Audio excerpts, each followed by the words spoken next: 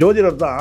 ஆனால் வந்து பார்த்தீங்கன்னா வந்து ஜோதிட கலையில் வந்து பார்த்தீங்கன்னா அவர் வந்து ஒரு ஃப்ராடு நேரடியாக சொல்லிடலாம். அப்படி தான் சொல்கிறாங்க. ஜெயலலிதா இல்லை விஜயலலிதாவை மாறிட்டு வராருன்னு நினச்சேன். ஏன்னா அவங்க ஆட்சியில் தான் இதெல்லாம் நடந்தது. 90களில் வந்து அவங்க ஆட்சியில் தான் இதெல்லாம் நடந்தது. இப்போ வந்து இது நியமனம் வாபஸ்ன்றது இருக்கட்டா எல்லா மூலையிலும் இருந்து வந்து பார்த்தீங்கன்னா கடுமையான எதிர்ப்பு தெரிவித்த உடனே அவர் வந்து விட்ரா பண்ணிட்டார். விட்ரா பண்ணதும் நம்ம வரவேற்கலாம்.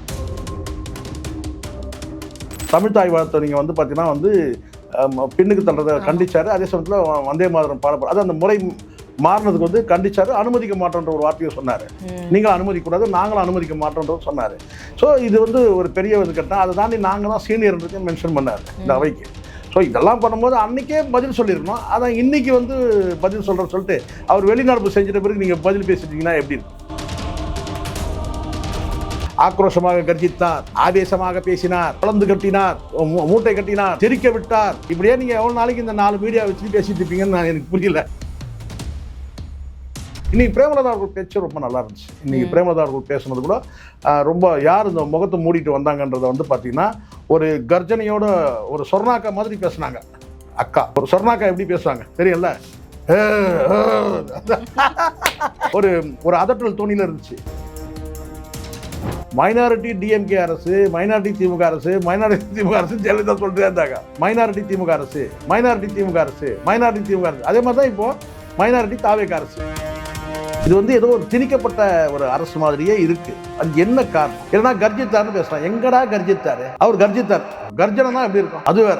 இப்போ மேடையில் கர்ஜித்தாரு, கத்துனாரு, இது அது வேற. இவர் எழுதி வச்சு படிக்கிறாரு, அது கர்ஜித்தாருன்னு. இதுல முக்கியமா என்ன பார்க்கணும்னா பெரியாரோட கொள்கையை தான் ஃபாலோ பண்றோம். அதான் சொல்றேன், பெரியார் ஒரு ஜோதிடருக்கு எல்லாமே வருமா? பெரியார் கொள்கையெல்லாம் இவங்க கடைபிடிக்கிறார் நபர்களே கிடையாது. அதனால நீங்க வந்து மாநாட்டுக்கு எப்போ நீங்க பந்தலுக்கு பூமி பூஜை போட்டீங்களோ அப்புறம் நீங்க எப்படி நீங்க பெரியார் நீங்க வந்து பின்பற்றுவீங்க சொல்லுங்க பார்க்கலாம்.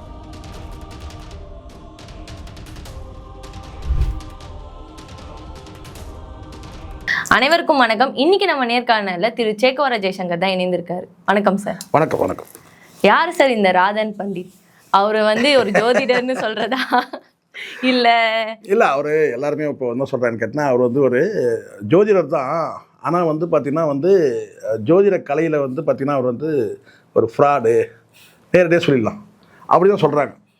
அதுக்கு ஒரு ஆதாரமே வந்து பார்த்தீங்கன்னா விகடனில் வந்த ஒரு பெரிய செய்தியே இருக்குது. திருமண மோசடி செய்தவர் அது ஜோதிடன்றதே வந்து பார்த்தீங்கன்னா வந்து அவர் சொன்ன ஜோதிடம்லாம் நீங்கள் பார்த்தீங்கன்னா எல்லாமே வந்து பார்த்தீங்கன்னா வந்து ரொம்ப என்ன சொல்லுது கிரிஞ்சின்னு சொல்ல முடியாது அப்படி தான் இருக்கும். அவர் சொன்ன நானும் பார்த்து அவர் பேசுகிறதெல்லாம் கடந்தெல்லாம் இவர் எங்கேருந்து இவர் பிடிச்சி கொண்டு வந்தாங்க அப்படின்னு கூட அந்த அப்படி தான் இருக்குது. இப்போ அவரை பற்றி செய்தி வரக்கூடியதுன்னு கேட்டிங்கன்னா வந்து அவர் எப்படி அந்த பண்டிட்டுன்ற பேரை எப்படி சேர்த்துக்கிறார் அது ஒரு பெரிய இதுவாக இருக்குது. பண்டிட்னா எப்படி பண்டிட்டு? உங்களுக்கு தெரியும் பண்டிட்டுன்றது வந்து பார்த்திங்கன்னா பொதுவாக வந்து அது ஒரு வகையான வந்து ஒரு கம்யூனிட்டி சொல்ல முடியும். இப்போ நார்த்தன் சைடில் இந்த பண்டிட்டுன்றதே வந்து ஒரு சர்நேம்னு சொல்லலாம். அது சர்நேம் பரம்பரை, அந்த அதான் பரம்பரை தான் சாதி அப்படி தான் இருக்கும் இல்லையா? ஒவ்வொரு இடத்துல சாதிக்கு வெவ்வேறு வடிவத்தில் இருக்குது இந்தியாவில். அந்த பண்டிட்டுன்ற அந்த வார்த்தை வந்து அப்படி தான் வரும் சரிங்களா? பண்டிட்டுன்றவர் என்றாலே ஒரு ஆசிரியர் தான் குறிக்கும் அது சரிங்களா? பண்டிட்ஜின்னு சொல்லுவாங்க. எதுக்குன்னா ஐயா மரியாதைக்குரிய சொல்கிறது அந்த ஆசிரியர் எல்லாம் பெரும்பாலும் பண்டிட்ஜின்னு சொல்கிறது ஆசிரியர்கள் தான் சொல்லுவாங்க சரிங்களா? நமக்கு அந்த மொழியில் பெரிய ஈடுபாடு இல்லை, அதனால நமக்கு அதை பற்றி பெருசாக தெரியல. ஆனால் இவர் வந்து பார்த்திங்கன்னா வந்து வெற்றிவேல்ன்ற அந்த பண்டிட்டுன்றதை எப்படி சேர்த்துக்கிட்டாருன்றது ஒரு கேள்வியாக இருக்குது ஒன்று. ரெண்டாவது வந்து இவர் என்ன பிராண்ட் மீன்ஸ் என்னன்னா இது பொதுவாக இப்போ நேற்று தான் எனக்கு நண்பர் சொன்னார், டிவிக்கில் இருக்கிற ஒரு நண்பரே என்ன சொன்னார்னா இவர் வந்து இல்லை சார் ஒரு பிராமின் லாபி எடுக்கலாம் இல்லை சார், ஒரு பிராமின் லாபிக்காக கூட இது இருக்கலாம். அவர் சொன்னப்பறம் இவர் பிராமினா அப்படின்னு சொல்லிட்டு அப்போ தான் நம்மளே கேட்குறோம். அதுக்கு முன்னாடி கேட்கல. பண்டிட்டு பிராமின் ஒருவேளை மீசை இல்லாமல் இருக்கிறாரு, கொஞ்சம் பார்க்கறதுக்கு வந்து பார்த்தீங்கன்னா வந்து ஒரு பக்தி பழமாக இருக்கிறாரு பார்க்கறதுக்கு அப்படிலாம் பார்த்தோம்னா இவருடைய பழைய போட்டோலாம் பார்த்தீங்கன்னா தாறுமாறாக இருக்கிறாரு. அப்படிதான் இருக்கு. ஏன்னா அந்த தோற்றங்கள் வந்து முற்றிலுமாக வந்து மாறி இருக்கிறத நம்ம பார்க்குறோம். இப்போ நம்ம ஜக்கியோட ஒரு 40 வருஷத்துக்கு முன்னாடி உள்ள ஒரு ஃபோட்டோவை நம்ம பார்த்தோம்னா 40-50 வருஷத்துக்கு முன்னாடி உள்ள ஒரு ஃபோட்டோவை இப்போ நம்ம பார்க்குறோம்னா அவர் வேறு மாதிரி இருந்தார் அன்றைக்கி ஜக்கி. இன்னைக்கு ஜக்கி எப்படி இருக்கிறாரு? ஒரு தாடியெல்லாம் வச்சுருக்கேன். அன்றைக்கி எப்படி இருந்தாங்க அந்த மாதிரி இப்போ இவர் வந்து 90களில் எடுக்கப்பட்டதுன்னு நினைக்கிறேன் அந்த ஃபோட்டோ. அதை பார்க்கும்போது இவர் அப்போ வந்து பார்த்திங்கன்னா திருமண மோசடிலாம் பண்ணியிருக்கிறாருன்ற செய்தியெல்லாம் வந்து இப்போ வரும்போது இவர் ஒரு ஃப்ராடுன்னு தெரிய வருது. சரி எப்படியோ இவரை பற்றி நம்ம ரொம்ப பேச வேண்டாம், ஏன்னா அந்த நியமனம் வாபஸ்ன்ற அந்த தகவல் வந்து இருக்கு. அது வந்து இப்போ இந்த அரசு வந்து ஒரு எதிர்ப்பு குரல் வரும்போது நானே கூட நினச்சேன், இது விஜய் இப்போ வந்து ஏறக்குறைய வந்து விஜய் வந்து விஜய் லலிதாவாக மாறிட்டு வராரு அப்படின்னு நான் நினச்சேன். ஜெயலலிதா இல்லை, விஜயலலிதாவை மாறிட்டு வராருன்னு நினச்சேன். ஏன்னா அவங்க ஆட்சியில் தான் இதெல்லாம் நடந்தது, 90களில் வந்து அவங்க ஆட்சியில் தான் இதெல்லாம் நடந்தது. இப்போ வந்து இது நியமனம் வாபஸ்ன்றது கேட்டால் எல்லா மூலையில இருந்து வந்து பார்த்தீங்கன்னா கடுமையான எதிர்ப்பு தெரிவித்த உடனே அவர் வந்து விட்ரா பண்ணிட்டாரு. விட்ரா பண்ணதும் நம்ம வரவேற்கலாம். அவர் நியமனம் பண்ணதை எதிர்த்தோம். இப்போ வாபஸ் பண்ணும்போது பார்த்தீங்கன்னா அப்போ வந்து எதிர்ப்பு குரலுக்கு வந்து ஒரு மதிப்பளிச்சார் விஜய் அப்படின்ற அடிப்படையில் நம்ம இதை வரவேற்கலாம். அவ்வளோதான். இதை தாண்டி இதில் பேசுறதுக்கு ஒன்றும் இல்லை. நியமனம் பண்ணது தவறுன்றதை உணர்ந்து விட்ரா பண்ணிட்டாரு. அதில் எதிர்ப்பு தெரிவிக்கிறாங்கன்னும் போது அதை விட்ரா பண்ணிட்டாரு. ஒரு வகையில் இது நல்லது தான். ஆனால் முற்றிலுமாக பெரியார் கொள்கைக்கு எதிரான விஷயமாக தான் இது பார்க்கப்பட்டது. ஒரு பக்கம் பெரியாரை பின்பற்றிக்கிட்டு நீங்கள் ஜோதிடத்தை நீங்கள் நம்புறதுல பிரச்சனை கிடையாது. எல்லாம் தான் கேட்குறாங்க, என்ன சார் அவர் கருப்பு கலரை போட்டு, இதை கேட்டால் நான் என்ன பதில் சொல்லுவேன்? கருப்பு கலரை போட்டு கோட்டு ஷூட்டுக்காவது நான் பதில் சொல்லிட்டேன், கருப்பு கலரை போட்டு வச்சிருக்காரு, அது எப்படி சொல்லு அப்படின்னா. இப்போ அதுவா முக்கியம் நமக்கு, அதுவா நமக்கு முக்கியம். இப்போ இந்த அரசு துறையில் ஒரு ஜோசியக்காரை கொண்டு வந்து ஒரு அதிகாரி பதவியில் நியமனம் பண்ணுறாங்கன்னும் போது அதை நம்ம பேசலாம். நிர்வாக நடவடிக்கை. டாஸ்மாக் கடை வந்து பார்த்தீங்கன்னா 717 கடையை நீங்கள் வந்து மூடிட்டாரு, அது மூடிட்டதுனால வந்து பார்த்தீங்கன்னா உடனே வந்து போதையை ஒழிச்சிட்டாருன்னு சொல்லிட முடியுமா அப்படின்னு நம்ம பேசலாம். அதெல்லாம் பேசுறதை விட்டுட்டு அவர் கோட்டு போட்டார், வெயிலில் புழுக்கமாக இருக்குமே சார் அவர் நெத்தியில் போட்டு வச்சுருக்கா சார், கருப்பு கலராக வச்சுருக்கா சார், ஏன் சார் சிகப்பு கலரை வைக்கல, நம்ம இதெல்லாமா நம்ம வந்து பதில் சொல்ல முடியும்? அது அவன் நம்பிக்கை. நமக்கு இப்போ பிரச்சனை அது கிடையாது. நம்ம தமிழ்நாடு நான் வந்து வளத்தோடு இருக்கணும், இயற்கை வளங்கள் வந்து பார்த்தீங்கன்னா கொள்ளையடிக்கப்படாமல் இருக்கணும், வந்து பார்த்தீங்கன்னா உரிமைகள் பாதுகாக்கப்படுறோம், மக்களுக்கு நல்லது நடக்கணும், விஜய் வந்து வாக்குறுதியெல்லாம் நிறைவேற்றணும். குறிப்பாக 6 சிலிண்டர் எப்போ தருவாங்கன்னு மக்கள் கேட்டுக்கிட்டே இருக்கிறாங்க. அது ஏன்னா சிலிண்டர் தட்டுப்பாடு இருக்கிறதுனால அது கேட்குறாங்க, எப்போங்க 6 சிலிண்டர் எப்போ தருவாருன்னு கேட்குறாங்க. ஸோ இதை தான் நம்ம பேசணும் தவிர அது கருப்பு கலரை போட்டு வச்சுருந்தாரு, அவர் வந்து பார்த்தீங்கன்னா வந்து கோட் ஷூட் போட்டிருந்தாரு, உள்ளே வந்து பார்த்தீங்கன்னா வந்து கட் பண்ணி போடவே இல்லை, இதெல்லாமா நம்ம போய் வச்சுட்டு இருக்க முடியும்?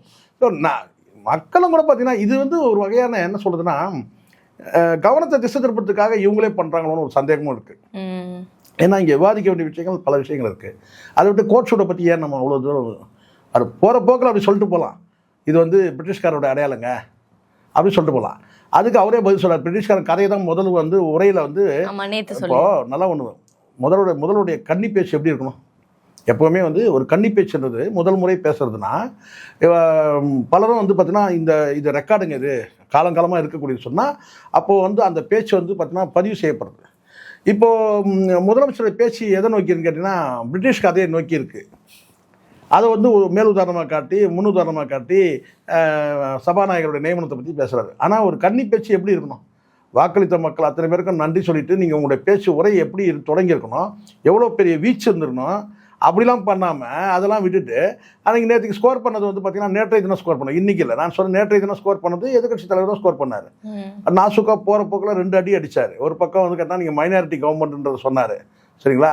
இன்னொரு பக்கம் வந்து கேட்டிங்கன்னா வந்து அனுமதி தமிழ்தாய் வாழ்த்தை நீங்கள் வந்து பார்த்தீங்கன்னா வந்து பின்னுக்கு தள்ளுறதை கண்டிச்சார். அதே சமயத்தில் வந்தே மாதரம் பாடப்படும் அது அந்த முறை மாறினதுக்கு வந்து கண்டிச்சாரு. அனுமதிக்க மாட்டோன்ற ஒரு வார்த்தையை சொன்னார். நீங்களும் அனுமதிக்கூடாது, நாங்களும் அனுமதிக்க மாட்டோன்றது சொன்னார். ஸோ இது வந்து ஒரு பெரிய வந்து கேட்டால் அதை தாண்டி நாங்கள் தான் சீனியர்ன்றதையும் மென்ஷன் பண்ணார் இந்த அவைக்கு. ஸோ இதெல்லாம் பண்ணும்போது அன்றைக்கே பதில் சொல்லியிருக்கணும். அதான் இன்றைக்கி வந்து பதில் சொல்கிறேன்னு சொல்லிட்டு அவர் வெளிநடப்பு செஞ்சிட்ட பிறகு நீங்கள் பதில் பேசிட்டீங்கன்னா எப்படி இருக்கும் சொல்லுங்கள்? அதில் ஆக்ரோஷமாக கர்ஜித்தார், ஆவேசமாக பேசினார், பொளந்து கட்டினார், மூட்டை கட்டினார், தெரிக்க விட்டார், இப்படியே நீங்கள் எவ்வளோ நாளைக்கு இந்த 4 மீடியா வச்சுட்டு பேசிட்டு இருப்பீங்கன்னு நான் எனக்கு புரியல இல்லையாம்மா? எவ்வளோ நாளைக்கு இப்படி பேச முடியும்? தெரிக்க விட்ட விஜய் இதெல்லாம் இந்த எலெக்ஷன் டைமில் பேசணும். இதெல்லாம் அங்கே தெரிக்க விட்டதே உதயநிதி தான் தெரிக்க விட்டார். உண்மை தானே? நேற்றைய தினம் பேச்சு வந்து ரொம்ப வந்து பக்குவப்பட்ட பேச்சாக இருந்தது. நாசுக்கா வந்து அட்டாக் பண்ணார். அப்போ நீங்கள் வந்து பார்த்தீங்கன்னா அதுக்கு பதில் அப்போவே கொடுத்துருக்கணும் இல்லையா? ஸோ இதுக்கு வந்து நீங்கள் என்ன செய்யணும் கேட்டால் விஜயகாந்த் ஜெயலலிதா மோதலை பார்க்கணும். நீங்கள் ஏற்கனவே இருக்குது அந்த காணொலிலாம், சரிங்களா? அதை பார்க்கணும். ஏன்னா அந்த சொன்னார் ஏன்னா இந்த மாதிரி வாதம் தான் நடந்துச்சு விஜயகாந்துக்கும் வந்து ஜெயலலிதாக்கு. எப்படி நடந்ததுன்னு கேட்டிங்கன்னா ஸ்டார்டிங் அமைதியாக போயிட்டு இடைத்தேர்தலில் வெற்றி பெற்றதை பற்றி பேசும்போது வந்து அப்போ பேசினார் கேட்டால் வந்து பதிலடி கொடுத்தார். நீங்கள் எப்படி ஜெயிச்சிங்க, இந்த தேர்தல் வெற்றி தோல்வி பற்றி பேசும்போது அந்த காணொலி இன்னும் அப்படியே இருக்குது. விஜயகாந்துக்கும் ஜெயலலிதாவுக்கும் வந்து மோதல் ஏற்படுது. ஸோ அதெல்லாம் வந்து பேசின ஒன்று. இன்றைக்கி பிரேமலதா அவர்கள் பேச்சு ரொம்ப நல்லா இருந்துச்சு. இன்றைக்கி பிரேமலதா அவர்கள் பேசுனது கூட ரொம்ப யார் இந்த முகத்தை மூடிட்டு வந்தாங்கன்றதை வந்து பார்த்திங்கன்னா ஒரு கர்ஜனையோட ஒரு சொர்ணாக்கா மாதிரி பேசுனாங்க. அக்கா ஒரு சொர்ணாக்கா எப்படி பேசுவாங்க தெரியல, அந்த மாதிரி இதுதான் இல்லையா, ஒரு ஒரு அதட்டல் தோணியில் இருந்துச்சு. யார் தம்பி அது முகத்தை மூடிட்டு வந்தது உங்கள் வீட்டுக்கு அப்படி இருந்ததா இல்லையா? அது நல்லா இருந்துச்சு. இன்னைக்கு பிரேமலதா அவங்க பேசினது, உதயநிதி அவர்கள் பேசுனதும் வந்து நாங்கள் வெளிநடப்பு செய்கிறது நல்லா இருக்கு. அந்த சபை வந்து நல்லா இருக்கு. பட் விஜய் வந்து இன்னும் கொஞ்சம் மெல்ல மெல்ல கொஞ்சம் பக்குவப்படுத்திக்கணும்.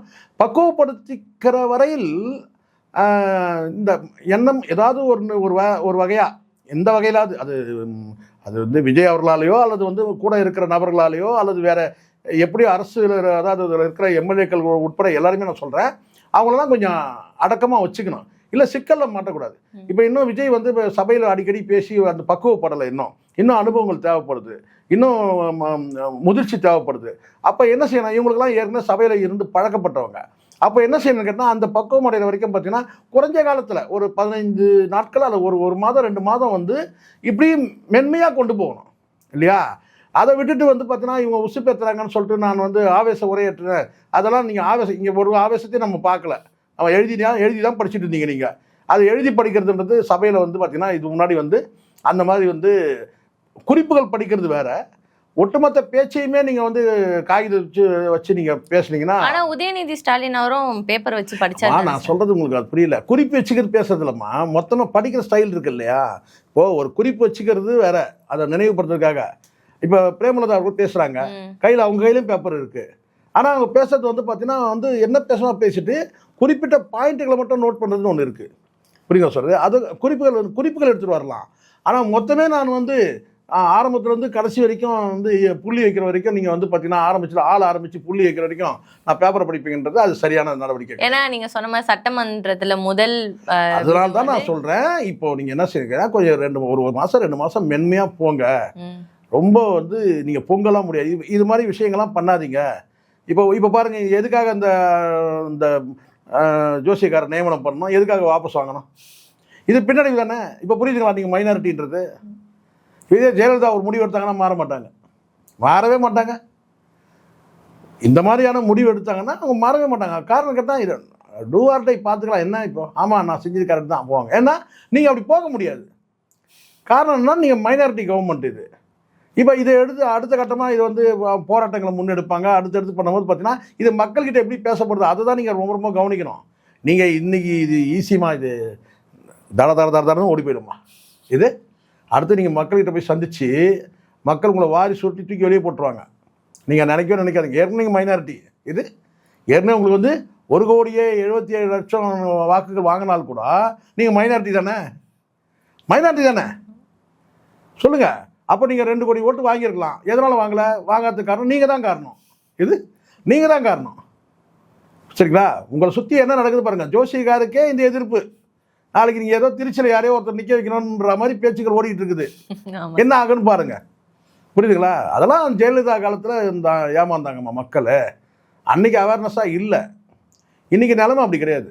மக்கள் வந்து அப்பப்போ இன்றைக்கி பிரதானமாக பேசுகிறதே என்ன சொல்கிறாங்க, இன்றைக்கி பிரதானமாக பேசுகிறதே என்ன கேட்டால் இது வந்து விஜய் வந்து அதை செய்திடக்கூடாது, இதை செய்திடும், இல்லைனா அவருக்கு மெஜாரிட்டி கிடச்சிருக்கும். உண்மையாக மெஜாரிட்டி கிடச்சிருக்கும். நீங்கள் மெஜாரிட்டி கிடச்சிருந்தா இந்த அரசு வந்து பலவீனம் தானே.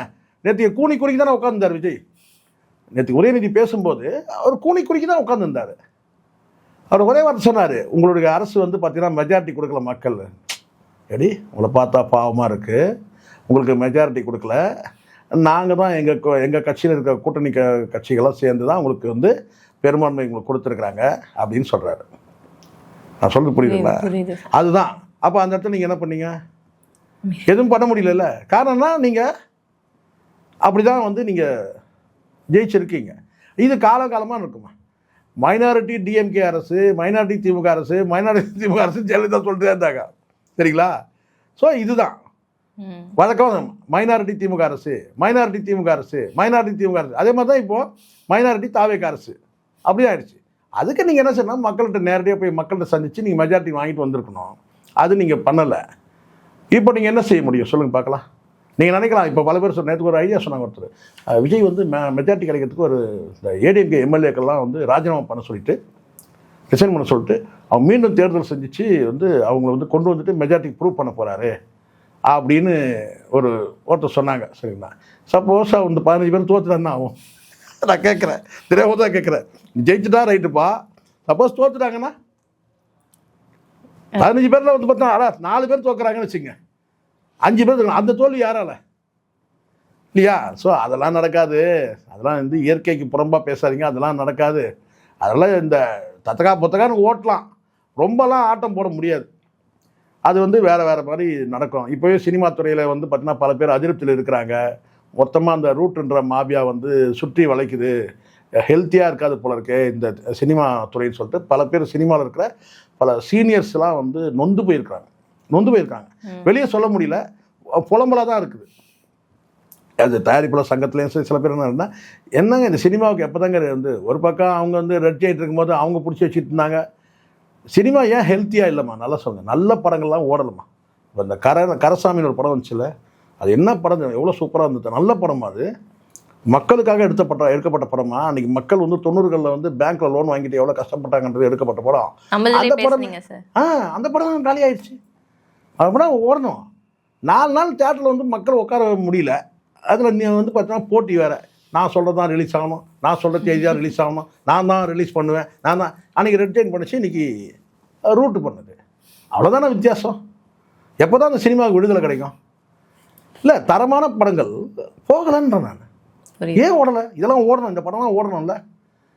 அருமையான வந்து படம், அருமையான படம், நல்ல நடிப்பு, எல்லாரும் ஆனால் அந்த படம் ஓடலை. வருத்தமாக இருக்குது. நல்ல படங்கள் ஓடாத போது நமக்கு பயங்கரமான ஒரு கோபமே வருது. இந்த படம் டியூடு இல்லை எல்லாம் இந்த அறாத்துங்கிற இல்லை சொல்கிறேன், அந்த மாதிரி படங்கள்லாம் வந்து பார்த்தீங்கன்னா அடிச்சு பிடிச்சி ஓடிடுது. நல்ல படங்கள் ஓட மாட்டேங்குதுன்ற உள்ளபடியே நான் சொல்கிறேன். அந்த யூத்துன்னு ஒரு படத்தில் வந்து கருணாஸ் பையன் நடிக்கிறான்ல, கருணாஸ் பையன், அது என்னதான் அந்த படத்தில் இருக்குதுன்னு தெரில. அந்த படம் ஓடிச்சு. கருணாஸ் உயிரை குத்து நடிச்சிருக்கிறார் அவங்க அப்பா, இது கரசாமியில். அந்த படம் வந்து பார்த்தா போகல. நான் பார்க்குறேன், நான் ஒரே தேட்டர் ஒரே ஷோ, இன்னும் சொன்னால் ஒரே ஷோ கூட சொல்கிறேன் நான், ஒரே ஷோ தான். அந்த யூத்து படத்தையும் அங்கே தான் பார்த்தேன், கரசாமியும் அங்கே தான் பார்த்தேன். யூத்து படத்துக்கு அவ்வளோ கூட்டம் இருக்குது, ஒன்றுமே இல்லை அந்த படத்தில். ஆனால் வந்து பார்த்தீங்கன்னா கரசாமியில் அவன் வந்து பார்த்தீங்கன்னா வந்து கருணாஸ் நடித்த படத்துலேயே கரசாமி படம் தான் நல்லா சிறப்பாக நடிச்சிருந்தார். ஆனால் அந்த படம் வந்து பார்த்தீங்கன்னா போகல. இப்படி இருக்குது. ஏற்கனவே சினிமா இந்த லட்சத்தில் இருக்குது. இதில் வேறு இவங்க வந்து பார்த்தீங்கன்னா நான் சினிமாவை நான் தான் பிடிச்சி வச்சுப்பேன், நீ தான் பிடிச்சி வச்சுப்பேன்னு ஒரு போட்டி இருக்குது. இதெல்லாம் ஒரு பக்கம் இருக்கும்போது நீங்க ஜெயலலிதா அவங்கள பத்தி சொன்னீங்க. அவங்களுக்குமே இந்த ராதன் பண்டிட் தான் ஜோதிடரா இருந்திருக்காரு. இப்ப தொடர்ந்து அவர் தான் முதலமைச்சர் ஆயிட்டாரு விஜய் அவர்கள். அவருமே முதலமைச்சர் 2026 ஆவார்ன்ட்டு இவர் சொல்லிட்டே இருந்தாரு. இது பாருங்க, நல்லா ஒன்று புரிஞ்சுக்கணும். இந்த வெற்றிக்கு காரணம் யாருன்றது ஒரே ஒரு சொல்றேன். இந்த வெற்றிக்கு காரணம் வித்திட்டவர் யாருன்னா அது ஜான் ஆரோக்கியசாமி. அவர் தான் வியூக அமைப்பாளர். அவர் தான் ஆரம்பத்திலேருந்து இன்றைய தினம் வரைக்கும் அவர் தான் இருக்கிறாருன்னு நினைக்கிறேன். அவருடைய பணம்லாம் செட்டில் பண்ணாங்களான்னு தெரியல. வெற்றியை தேடி கொடுத்துட்டாரு. அன்றைக்கு இந்த ஏன்னா அவர் வெளிக்காட்டிக்கவே இல்லை. எந்த மேடையிலையும் அவர் தோன்றவும் இல்லை. எந்த ஃபோட்டோவும் விஜயோட சேர்ந்த ஃபோட்டோ கூட அவர் வெளியிடல. அந்த அளவுக்கு வந்து இருந்தார்.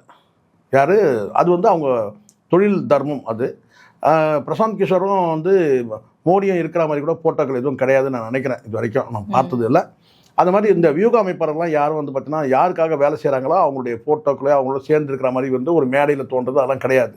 எக்ஸப்ட்டு பிரசாந்த் கிஷோர் மட்டும் கூட்டு வந்து உட்கார வச்சாங்க ஒரு விழாக்காக தான். அவர் வந்து பார்த்தீங்கன்னா வியூக அமைப்பாளராக வந்து உட்காரல, ஒரு கெஸ்ட்டாக வந்து உட்கார்ந்தாரு. நீங்கள் பார்த்துருப்பீங்க ஒரு மேடையில். அப்படி இருக்கும்போது முழுக்க வெற்றிக்கு காரணம், அடிப்படை காரணம் வந்து ஒன்று சொல்லலாம். விஜயோட வாழ்க்கையின் வெற்றிக்கு காரணம் வந்து எஸ்ஏசி, அதை மறுக்கவே முடியாது, யாருமே மறுக்க முடியாது. எஸ் சந்திரசேகர் விஜயோட ஒட்டுமொத்த வெற்றிக்கும் காரணம். ஆனால் ஒரு அரசியல் வெற்றிக்கு காரணம் சொன்னால் அது ஜான் ஆரோக்கியசாமி தான் சொல்ல முடியுமே தான். அதை தாண்டி வேறு யாருமே கிடையாது. நான் தான் சொன்னேன், நீ தான் சொன்னேன், நான் தான் ஜோசியம் பண்ணேன், நான் தான் கட்டங்கடி சொன்னேன். பல பேர் சொன்னாங்க விஜய்க்கு வந்து அவர் கடகராசி இதை தான் சொன்னாங்க, அவர் இந்த ராசி, இந்த லக்னம், இது அது அப்படி ஆயிடுவாங்க. இப்போ நடக்கலாம் என்ன பண்ணுவீங்க? எனக்கு இதெல்லாம் இந்த கதைலாம் பேசுறீங்க. நடக்கலாம் என்ன பண்ணீங்க? அப்படிதான் சொன்னான். 2020 வந்து சொன்னான் இந்த ஆண்டு மிகப்பெரிய சுபிட்சமா இருக்கும்னா எது, அப்புறம் கொரோனா வந்து எது வீட்டுக்குள்ளே உட்காந்துக்கிட்டோம். இது இந்த சுபிஷத்தை வீட்டுக்குள்ளே பார்த்தோம். சொன்னா இந்த வருஷம் இந்த ஆண்டு மிக சிறப்பாக இருக்கும், நாட்டு மக்கள்லாம் சுபிட்சமாக வாழ்வாங்கன்னு சொன்னான். கொரோனா வந்து ஒரு ஒரு வழி பண்ணிடுச்சு எல்லாரையும், உங்களுக்கு தெரியும்னு நினைக்கிறேன். அதனால இந்த ஜெயிச்சா அப்படி பண்ணுறது, தோத்தா இப்படி பண்ணுறதுலாம் அதெல்லாம் கிடையாது. அப்படிங்களா? எனக்கு நம்பிக்கை இல்லை. இது இந்த ஜோதிடத்தில் வந்து எனக்கு நம்பிக்கை இல்லை. ஆனால் அதே சமயம் மற்றவரோட நம்பிக்கையை நான் தடுக்கலை. ஆனால் அவர் தான் காரணம், அவர் சொன்னதுனால தான் ஆனார், அவர் தான் வந்து இப்படி சொன்னார், அவர் தான் இப்படி போக சொன்னார், நீ லெஃப்டில் போ ரைட்டில் போ, அங்கே வந்து பார்த்தோன்னா ராகு வருவான், இங்கே கேது வருவான், உள்ளே வந்து போடுவான், அவங்க இன்னும் ஜம்ப் ஆகி அப்படி போ இப்படி போ, அங்கே வந்து சனி வந்து குறுக்க நிற்பான், இவன் வந்து அவனை அவாய்ட் பண்ணனா இப்படி போ. அதெல்லாம் கிடையாதும்மா. விஜய் வந்து பார்த்தீங்கன்னா எடுத்த சில நடவடிக்கைக்கு கிளிக் ஆயிடுச்சு, நடவடிக்கை கிளிக் ஆயிடுச்சு, அவ்வளோதான். அப்படிதான். இதில் கூட எனக்கு சந்தேகம், இந்த வெற்றியில் மீண்டும் மீண்டும் மீண்டும் மீண்டும் மீண்டும் பதிவு பண்ணுறேன். இந்த வெற்றியில் எனக்கு சந்தேகம் இருக்குது, சந்தேகம் தான் சொல்கிறேன். அந்த சந்தேகத்தை நான் பதிவு பண்ணுறேன். ஏன்னா விஜய் அந்த கருத்து கணிப்பாளர்கள் உட்பட யாருமே, விஜய் உட்பட யாருமே வந்து இந்த வெற்றி கிடைக்கும்னு அவங்க எதிர்பார்க்கல. அப்போ இந்த வெற்றி கிடைச்சதுல வந்து ஏதோ ஒரு நடந்திருக்கு. அது வந்து 7வது அறிவுக்கு உட்பட்ட விஷயம். நாம் அது காலப்போக்கில் வெளியே வரலாம், அதை வெளியே தெரியாமல் கூட போகலாம். ஆனாலும் மக்கள் எவ்வளோலாம் வந்து 7 அறிவை கொண்டு செயல்பட்டு கூட பார்த்தீங்கன்னா உங்களுக்கு மைனாரிட்டியில் தான் கொடுத்துருக்குறாங்க. அப்போது இப்போது மக்கள்கிட்ட ஒரு பார்வை இருக்குமா, நான் பார்த்தேன். எல்லாத்தையும் நம்ம பாரபட்சம் இல்லாமல் பார்ப்போம். நம்ம விஜய்க்கு எதிராலாம் நம்ம யோசிக்கவே வேண்டாம்.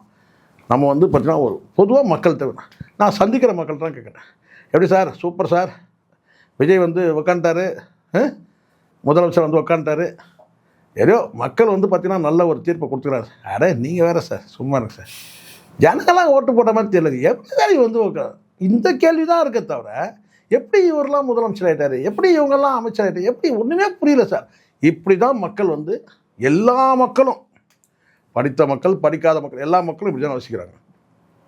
அப்போ யார் இப்போது 1,77,00,000 பேர் வாக்களிச்சிருந்தாங்கன்னு வச்சுங்களேன், இந்த டாக் வராது.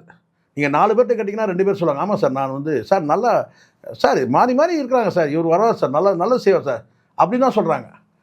அது எங்கே போனாலும் சரி, அது சலூனுக்கு போனாலும் சரி, பால் வாங்க போனாலும் சரி, மார்க்கெட்டுக்கு போனாலும் சரி, மீன் மார்க்கெட் போனாலும் சரி, அது படித்த மக்கள் பேங்க் போன எங்கே போனாலும் வந்து பார்த்தீங்கன்னா மக்கள் வந்து ஒரு அரசு அமைஞ்சிருக்கிற மாதிரியே ஒரு ரியாக்ஷன் இல்லை. இது வந்து ஏதோ ஒரு திணிக்கப்பட்ட ஒரு அரசு மாதிரியே இருக்குது. அதுக்கு என்ன காரணம்? ஏன் அந்த மக்கள்கிட்ட வந்து ஒரு உற்சாகம் இல்லை? ஒரு இந்த 4 ஊடகங்கள் பேசுகிறதே உற்சாகம் ஆகிடாதுமா? இந்த 4 ஊடகங்கள் கட்டமைக்கப்பட்டிருக்க, காசு வாங்கியிருக்கு. இல்லைனா கர்ஜித்தார்னு பேசலாம். எங்கடா கர்ஜித்தார்? அவர் கர்ஜித்தார், கர்ஜனா எப்படி இருக்கும்? அது வேறு. இப்போ மேடையில் கர்ஜித்தார் கத்துனாரு, இது அது வேறு. இவர் எழுதி வச்சு படிக்கிறாரு, அது கர்ஜித்தாருன்றீங்க. கர்ஜனைனா அது வேற, சரிங்களா? ஸோ இது எனக்கு வந்து என்னென்னா, இதெல்லாம் வச்சு நீங்கள் ஒரு கட்டமைப்பு ஏற்படுத்திலாம் நீங்கள் மக்களை வந்து பார்த்தீங்கன்னா மீண்டும் நீங்கள் பிரெயின் வாஷ் பண்ண முடியாது. மக்கள் நீங்கள் என்ன பிரெயின் வாஷ் பண்ணாலும் அவங்க கூர்ந்து கவனிப்பாங்க, எல்லாத்தையுமே பார்ப்பாங்க. எதிர்க்கட்சிகள் அந்த வேலையை செய்யும். எதிர்க்கட்சிகள் வந்து அதுவும் இப்போ கூறாக இருக்குது. ஒரு பக்கம் எதிர்க்கட்சி இருக்குது, இன்னொரு பக்கம் இன்னொரு எதிர்க்கட்சி இருக்குது. நீங்கள் எடப்பாடி பழனிசாமி நீங்கள் பலவீனமாக இருக்க முடியாது. ஏன்னா வந்து வாக்களித்தவங்க எடப்பாடி பழனிசாமிக்கும் இரட்டை இலக்கம் தான் வாக்களிச்சிருக்கிறாங்க.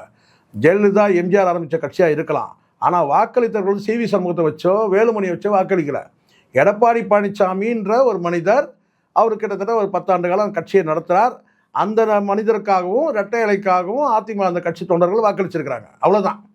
ஏன்னா இது ஜெயலலிதா வழிநடத்தப்பட்ட கட்சி, எம்ஜிஆர் வழிநடத்தப்பட்ட. இன்றைக்கி யார் தலைமை? இன்றைக்கி இந்த தலைமையை ஏற்றுக்கிறாங்க. இந்த தலைமை எடப்பாடி பழனிசாமிக்காக விழுந்த அந்த வாக்குகள் தான். அதை முதல்ல வந்து நம்ம புரிஞ்சுக்கணும்.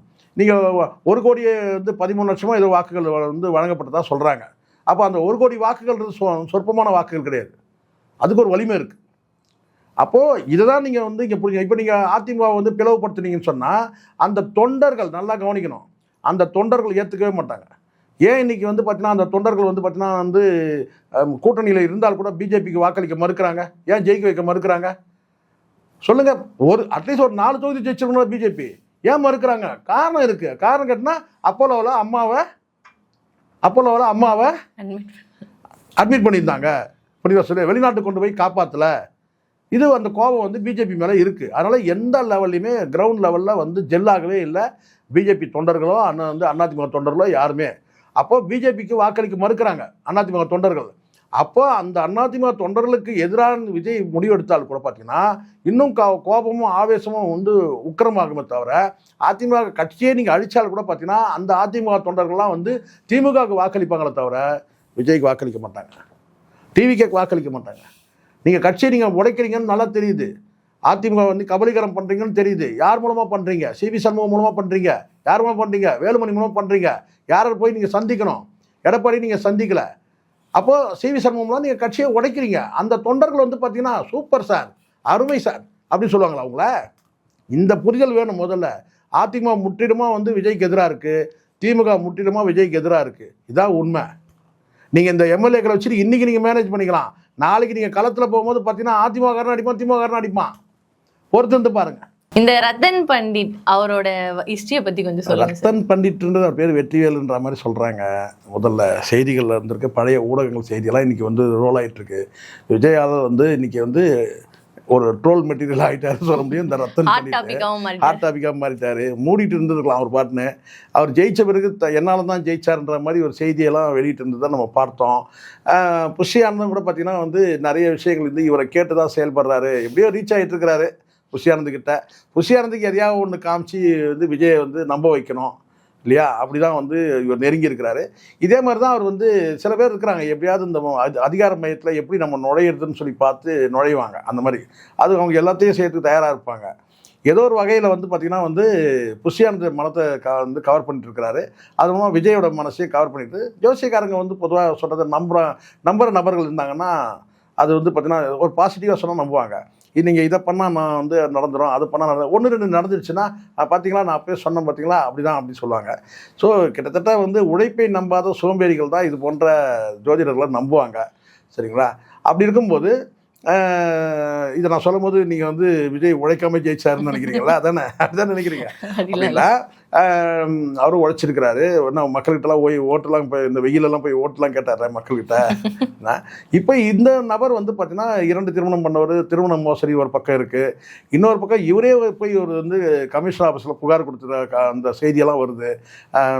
சசிகலாவோட உறவினர் வந்து ராவணன் என்பவர் வந்து என்னை தொடர்ந்து மிரட்டுறாரு, 100 கோடி ரூபாய் கேட்டு மிரட்டாருன்னா 100 கோடி கேட்டு இவரை மிரட்டாருன்னு சொன்னால் அப்போ அவர் இவர்கிட்ட எத்தனை கோடி இருந்ததுன்னு ஒன்று இருக்குது. சரி, எப்படி இவர்கிட்ட வந்து இந்த பணம் வந்தது கேட்டு விசாரணை பண்ணும்போது அந்த காலகட்டத்தில் என்ன சொல்கிறாருன்னா, நான் உழைச்சி தான் சம்பாரித்தேன், இது வந்து நான் வந்து இல்லை, இது வந்து ஜெயலலிதா வீட்டுக்கு வந்து பார்த்தீங்கன்னா ஒரு பணிப்பெண் மூலமாக இவர் வந்து உள்ள நுழைஞ்சு தான் சொல்கிறாங்க. அவர் மூலமாக எப்படியோ நம்பிக்கை பெற்றிருக்கிறாரு. அது மூலம் நான் வந்து ஒரு பிராண்ட் எடுத்துட்டாலே போதுமே. இப்போ ஜெயலலிதா அவர்களுக்கு வந்து நான் தான் ஜோதிடர் சொல்லிட்டாலே, இப்போ விஜய் அவர்களுக்கு நான் தான் ஜோதிடம் பார்த்தேன்னு சொல்லி ஒரு விளம்பரம் கிடச்சிச்சுனால அதுக்கப்புறம் பல பேர் ஓடி வருவாங்க. பல தொழிலதிபர்கள், பல வந்து நல்ல வழியில் சம்பாரிச்சவன், நார வழியில் சம்பாரிச்சவன் எல்லாம் வந்து நாங்கள் ஐயா என் கையை பார்த்து சொல்லுங்க ஐயா, இந்த பாருங்கய்யா இப்படி ஒரு குறுக்க ஒரு கோடு போகுதுங்க, 2 நெடுக்க ஒரு கோடு போகுது, என் கையை பார்த்து கொஞ்சம் சொல்லுங்க ஏன்னு சொல்லுவாங்க இல்லையா? அப்படி வந்து பார்த்தீங்கன்னா கையை காமிச்சு அதுக்கப்புறம் கரன்சி வந்துடும். இது நான் நீங்கள் இதை பண்ணுங்கள், இந்த சாங்கியம் பண்ணுங்கள், நீங்கள் எப்படி ஆயிடுவீங்க, இந்த சாங்கியத்துக்கு மட்டும் இத்தனை லட்சம் செலவாகும், இதை பண்ணுங்கள், நீங்கள் உங்கள் மேலே போயிட்டே இருப்பீங்க. ஸோ இப்படி நம்பிக்கை ஊட்டி அவன் ஃப்ராடுன்னு தெரிய வருது. இதை விட கொடுமை என்ன கேட்டால் ஜோதிடனே இல்லைன்னு சொல்கிறாங்க. அவன் பண்ணது ஜோதிடனே அவன் ஃப்ராடுன்றாங்க. அந்த சொன்ன ஜோதிடமே அத்தனையுமே வந்து பொய் தான் அப்படின்னா 1-2 கிளிக் ஆகிடுச்சுன்னா உடனே வந்து அப்படி சொல்லணும், ஃப்ளூக்கில் அடிச்சிட வேண்டியது. ஸோ அது மாதிரி இப்போ ஒட்டுமொத்தமாக கேட்டால் இந்த செய்தி வந்து பார்த்தீங்கன்னா ஒரு காட்டு தீயாகி முதல் கரும்புள்ளி இது. நீங்கள் முதல் கரும்புலினா விஜய் நெத்தியில் பார்க்குறீங்க. நான் சொல்கிறது முதல் கரும்புலினா ஜோதிடர் ரத்தன் பண்டிட். எப்படி பேர் வச்சா ரத்தன் டாட்டான்ற மாதிரி ரத்தன் பண்டிட். ஆனால் பேர் என்ன கேட்டிங்கன்னா வெற்றிவேல். இப்படி தான் பல பேர். இந்த முனுசாமி எப்படி வந்து புஷி ஆனந்த் ஆனார், முனுசாமி இப்போ புஷி ஆனந்தோட இயற்பேர் வந்து முனுசாமி புஷி ஆனந்த் ஆனார், வெற்றிவேல் ரத்தன் பண்டிட் ஆகிட்டார். அப்படிதான் இருக்குது. ஆனால் இப்போது ஒட்டுமொத்தமாக வந்து எல்லாரும் எதிர்ப்பு தெரிவித்த உடனே அதை வந்து அந்த வேலையை விட்ரா பண்ணிட்டாரு. அது பழைய காலம் இல்லைல்லம்மா. எம்ஜிஆர் கூட 25 ஏக்கரை தூக்கி நொட்டினார். யாருக்கு? அம்பிகா ராதாவுக்கு. இப்போ கொடுக்க முடியுமா? இப்போ செய்ய முடியுமா? இப்போ மக்கள்கிட்ட விழிப்பு இருக்குது. எப்படிங்க அவர் வந்து அரசு சொத்தை தூக்கி கொடுக்க முடியும் 25 ஏக்கர் அப்படின்னு நம்ம கேள்வி கேட்போம். இப்போ அதுதான் எல்லாமே வெளிப்படையாயிடுச்சு இல்லையா? இது வந்து விஜய்க்கு வந்து பார்த்தீங்கன்னா வந்து தேவையில்லாமல் ஒரு பின்னடைவு தான். இதை செஞ்சுருக்க வேண்டாம். உங்கள் நம்பிக்கை நீங்கள் வீட்டில் வச்சுங்க சார். நீங்கள் ஜோசியம் பாருங்க, வந்து அவர் சொல்கிற நேரத்துக்கு நீங்கள் சாப்பிடுங்க, அவர் சொல்கிற நேரத்துக்கு தூங்குங்க, அதெல்லாம் தனிப்பட்ட விஷயம். ஆனால் ஆட்சி அதிகாரத்தில் கொண்டு வந்து நீங்கள் அவர் கொண்டு வந்து ஒரு அட்வைசர்லாம் வந்து கொண்டு வந்து உட்கார வச்சிங்கன்னா அது வந்து சரியான நடவடிக்கை இல்லைல்ல, அதை ஏற்றுக்க முடியாதுல்ல. இதுல முக்கியமா என்ன பார்க்கணும்னா பெரியாரோட கொள்கையை தான் ஃபாலோ பண்றோம். அதைத்தான் சொல்றேன், பெரியார் ஒரு ஜோதிடருக்கு ஒரு இதெல்லாமே பதவி வருமா முழுக்க அன்னைக்கும் சொன்ன பெரியார் கொள்கையெல்லாம் இவங்க கடைபிடிக்கிற நபர்களே கிடையாது. அதுதான் நீங்கள் வந்து மாநாட்டுக்கு எப்போ நீங்கள் பந்தலுக்கு பூமி பூஜை போட்டிங்களோ அப்புறம் நீங்கள் எப்படி நீங்கள் பெரியார் நீங்கள் வந்து பின்பற்றுவீங்க சொல்லுங்க பார்க்கலாம். எந்த மாநாட்டுக்கு வந்து பூமி பூஜை அவரே சொல்லியிருக்காரு சார், முருக பக்தர் விஜய் அப்படின்னு சொல்லி. அதுதான் நான் சொல்கிறேன், இது மாதிரி இதுதான் நீங்கள் ஏதாவது ஒரு நிலைப்பாட்டில் இதில் இல்லைங்க. ஒன்று பெரியார்கிட்ட போங்க, இல்லை முருகன்கிட்ட போங்க. 2 பேரும் போனீங்கன்னா அங்கேயே ஒரு கால் அங்கே ஒரு கால் வச்சிங்கன்னா இப்படி தான் ஆகும். அதனால தான் ஜெயிச்சிட்டாரு. அதுதான். நன்றி சார். நன்றிம்மா.